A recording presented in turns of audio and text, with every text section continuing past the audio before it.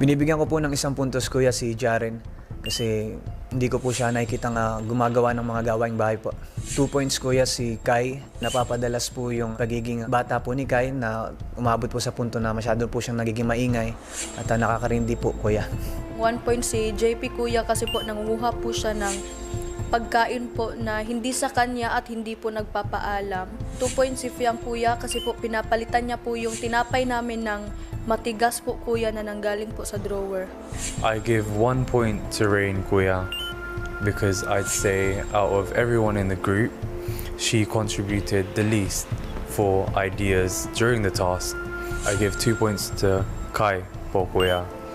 She's done the least chores around the house and it's affected me because it gives the rest more things to do Kuya. Binibigyan ko po ng 1 point si JP. Madami na siyang nakukuhang bread kahit hindi sa kanya, including mine na rin. 2 points si Jaren. Napapadalas na siyang nagbibiro and sometimes he doesn't know when to stop already kahit napipikon na po kami. 1 point si Jaren kasi po sa gawaing bahay, when we need assistance, nagrereklamo po siya minsan. 2 points si Fiang po kuya dahil yung luma niya pong mga breads, pinapalit niya po sa fresh breads at napupunta po ito sa ibang tao po kuya. 1 point si Kai kuya dahil po nung nakasama ko po siya ng mga nakarang linggo, wala po siyang kusa sa gawaing bahay po. 2 points si Fiang po kuya kasi bastos po siya at wala pong galang sa pagsagot po sa akin kuya kahit nagtatanong po ako ng mabuti po. 1 point po si Kai po kuya. Dahil sa palagay ko po si Kai po yung magiging mabigat ko pong kalaban sa mga susunod po na araw po.